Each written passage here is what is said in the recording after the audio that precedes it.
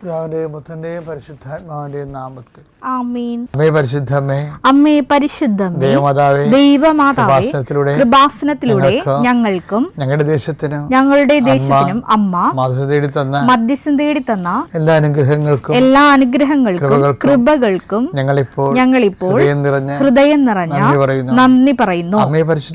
അമ്മേ പരിശുദ്ധമേ, ദൈവമാതാവേ, 2004 ഡിസംബർ 7-ാം തീയതി ഉച്ചകഴിഞ്ഞ് 2:30 കൃപാസനത്തിൽ സംഭവിച്ച അമ്മയുടെ പ്രത്യക്ഷപ്പെടലിനെ കുറിച്ച് തിരുസഭയ്ക്ക് സമർപ്പിച്ചിരിക്കുന്ന പഠനരേഖകളുടെ മേൽ സഭാത്മകമായ പഠനം ആരംഭിക്കുവാൻ ഞങ്ങൾ പ്രാർത്ഥിക്കുന്നു.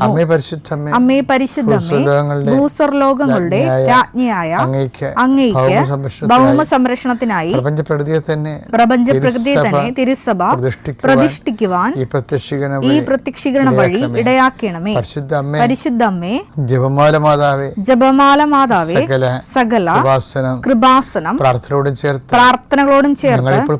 ഞങ്ങളിപ്പോൾ പ്രാർത്ഥിക്കുന്ന ഈ കുടുംബത്തിന്റെ പ്രത്യേക നിയോഗം പറമക്കളെ.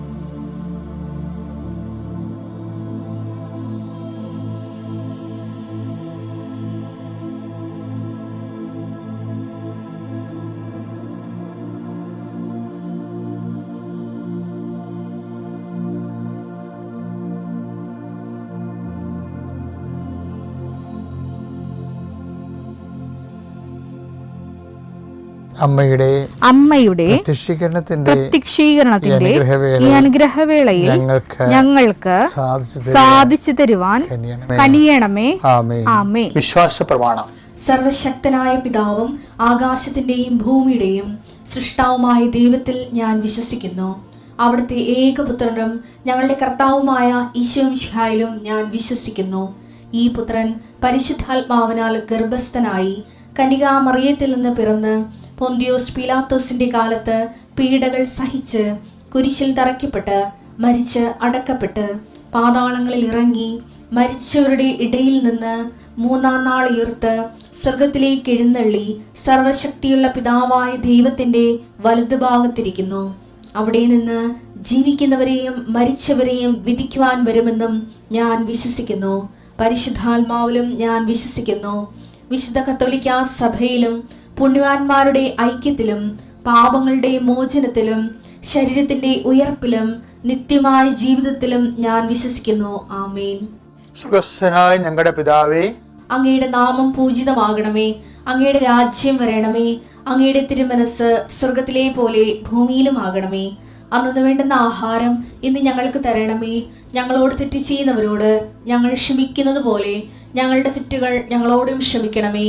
ഞങ്ങളെ പ്രലോഭനത്തിൽ ഉൾപ്പെടുത്തരുതേ, തിന്മയിൽ ഞങ്ങൾ രക്ഷിക്കണമേ. ആമേൻ. നന്മ നിറഞ്ഞ മറിയമേ, സ്വസ്തി. കർത്താവ് അങ്ങയുടെ കൂടെ സ്ത്രീകളിൽ അങ്ങ് അനുഗ്രഹിക്കപ്പെട്ടവളാകുന്നു. അങ്ങയുടെ ഉദരത്തിൻ ഫലമായി ഈശോ അനുഗ്രഹിക്കപ്പെട്ടവനാകുന്നു. പരിശുദ്ധ മറിയമേ, തമ്പുരാന്റെ അമ്മേ, പാപികളായ ഞങ്ങൾക്ക് വേണ്ടി ഇപ്പോഴും ഞങ്ങളുടെ മരണസമയത്തും തമ്പുരാനോട് അപേക്ഷിക്കണമേ. ആമേൻ. എൻ്റെ കർത്താവേ, നിന്റെ ഉന്നതമായ നാമം സ്വസ്ഥം ചെയ്യുന്ന കർത്താവേ, കുഞ്ഞുങ്ങളെ ഓർത്ത് പ്രാർത്ഥിക്കുന്നു, കുഞ്ഞുങ്ങളുടെ രോഗങ്ങളെ ഓർത്ത് പ്രാർത്ഥിക്കുന്നു, ഞങ്ങളുടെ ബന്ധുക്കൾ സ്വന്തപ്പെട്ടവർ ആശുപത്രി രോഗികളെ കിടക്കുന്ന സ്വന്തം പ്രാർത്ഥിക്കുന്നു. ഈശോ മാറാത്ത രോഗങ്ങളെ ഓർത്തോർത്ത് കണ്ണീരോടെ പ്രാർത്ഥിക്കുന്നു.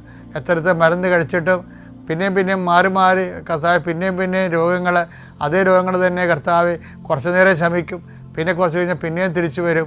എന്തിനാണെന്ന് അറിയാൻ പോലെ അത് മനസ്സ് കലങ്ങി ഇടിഞ്ഞു പോയവർ കർത്താവിൻ്റെ രക്തത്താൽ യേശുക്രിസ്തു നാമത്തിൽ ഈ നിമിഷം സൗഖ്യം പ്രാപിക്കട്ടെ എന്ന് പ്രാർത്ഥിക്കുന്നു. ഈശോ കടകമ്പോളങ്ങൾ നടത്തുന്നവർ, ചെറിയ വ്യാപാര വ്യവസായങ്ങൾ നടത്തുന്നവർ, അതുകൊണ്ട് കുഞ്ഞുങ്ങളെ പഠിപ്പിക്കുന്നവർ, കുടുംബം പോറ്റുന്നവരും അവർക്കുണ്ടാകുന്ന തടസ്സങ്ങൾ യേശുവിൻ്റെ നാമത്തിൽ ഞാൻ ബന്ധിക്കുന്നു.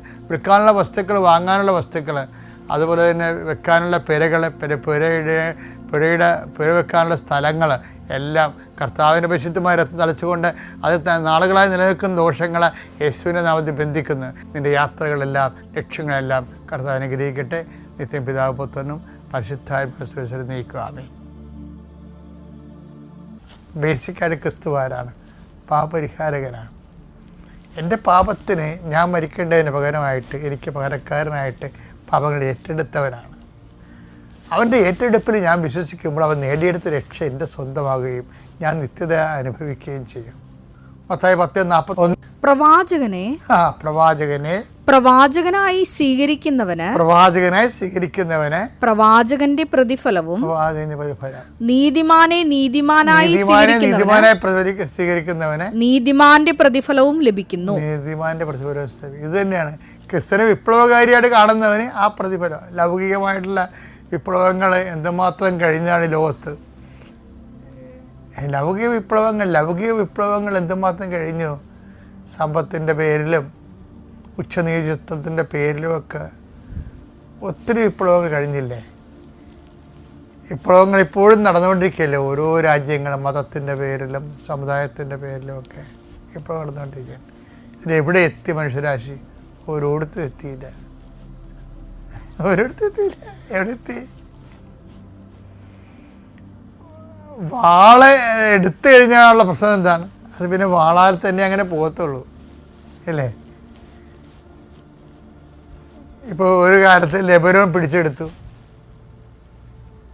പിന്നെ ഇപ്പം ലെബനോൻ കയ്യിൽ നിന്ന് പോയി. വീണ്ടും പഴയതുപോലെയുള്ള അവിടെ താമസിച്ചിരുന്ന പഴയ ആൾക്കാർ വീണ്ടും അവിടെ കയറി താമസിക്കാൻ തുടങ്ങി. അപ്പോൾ ഇത് ഇങ്ങനെ അപ്പോൾ എവിടെ എത്തി? അതുകൊണ്ട് തന്നെയാണ് ഈശോ പറഞ്ഞത്, ഞാനെപ്പോഴും നിങ്ങളുടെ കൂടെ ഉണ്ടായിരിക്കത്തില്ല. ശാരീരികമായിട്ടാണ് ഉദ്ദേശിച്ചത്. പാവത്തങ്ങളെപ്പോഴും ഇഷ്ടങ്ങളൊക്കെ മാറി വന്നാലും ഇഷ്ടങ്ങളൊക്കെ മാറുമ്പോൾ ഇഷ്ടങ്ങളൊക്കെ ഓരോ ഇപ്പം തന്നെ എല്ലാം പിടിച്ചു കിടക്കി എല്ലാം ഈക്വലായി പോകുന്നത് ഒരു ഈക്വലും ഉണ്ടാകത്തില്ല. പുതിയ മുതലാളിത്തമൊക്കെ സൃഷ്ടിക്കപ്പെട്ടിട്ടില്ല. മുതലാളിത്തത്തിന് ഇപ്പം നമ്മൾ കൊയ്യും വയലുകളെല്ലാം നമ്മുടേതാകും മാളൂര് എന്നൊക്കെ പറയുമ്പോൾ വയലുകൾ. അപ്പം അത് പറഞ്ഞെങ്കിലും ഇപ്പം ഇന്നത്തെ വയലിൻ്റെയൊക്കെ അവസ്ഥ എന്താണ്? വയൽ ആർക്കും വേണ്ടാതെ കിടക്കുകയാണ്. അതിൻ്റെ പേരിൽ എന്തുമാത്രം പേര് മരിച്ചു. പക്ഷെ വയലിപ്പോൾ ആർക്കും വേണ്ട. വയൽ കയ്യിലുള്ളവർ പോലും പാവപ്പെട്ടവർ പോലും അത് നികർത്തിയെടുക്കാൻ വേണ്ടി ആഗ്രഹിക്കുകയും. അപ്പോൾ ആ വിപ്ലവം കൊണ്ട് എന്തായിരുന്നു പ്രയോജനം? അപ്പോൾ ഈശോ പറഞ്ഞ കാരണം സത്യം. അപ്പോൾ എന്താണ്?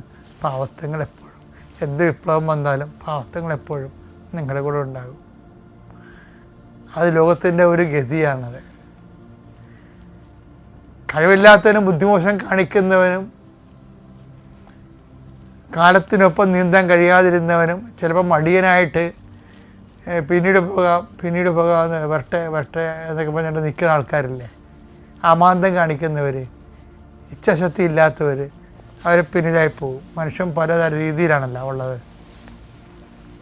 ബുദ്ധിയും പലതരത്തിലാണുള്ളത്. ഇച്ഛാശക്തി, ബുദ്ധി മാത്രമല്ല ഇച്ഛാശക്തിയും പലതരത്തിലാണുള്ളത്.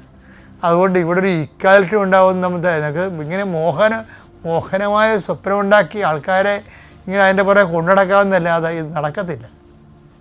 അതാണ് ഉട്ടോപ്യനാണ് ശരിക്കും പറഞ്ഞത്. കാര്യം ഇച്ഛാശക്തി വ്യത്യാസമാണ്. ഇപ്പം കടപ്പുറത്ത് തന്നെ ഞാൻ എത്രയോ ഇടവകയിൽ ഇരുന്നിട്ടുള്ളതാണ്. അപ്പോൾ ചില വെള്ളം താമസിച്ച് ഇറക്കത്തുള്ളൂ. എന്താ കാര്യം? അതിൻ്റെ അകത്തുള്ളവർ ചില ആൾക്കാരൊക്കെ 3 മണിക്ക് വെളുപ്പിനെ ഇറങ്ങിപ്പോവും. അവൻ ഒരു 6 മണിയാകുമ്പോൾ വത്തിയും അയിലയും കൊണ്ട് അടുക്കും. അപ്പോഴേക്കും ചില ആൾക്കാർ അറിഞ്ഞും കേട്ടും വന്നത് ഇച്ഛാശക്തിയില്ല. അപ്പം വെളുപ്പിനെ ഉണരുന്ന കിളിക്കല്ലേ ഇര കിട്ടത്തുള്ളൂ. അപ്പം ബുദ്ധിപരമായിട്ട് വ്യത്യാസം മാത്രമല്ല, ഇച്ഛാശക്തിയിലും വ്യത്യാസമുണ്ട്. അതുകൊണ്ടാണ് ഈ അസമത്വവും നിലനിൽക്കുന്നതും. ഈശോ പറഞ്ഞ് പാവത്തങ്ങൾ എപ്പോഴും നിങ്ങളുടെ ഉണ്ടാവും. നിങ്ങൾ പിന്നെ ചെയ്യാൻ പറ്റുന്ന കാര്യം അവരെ കരുതണമെന്നേ ഉള്ളൂ.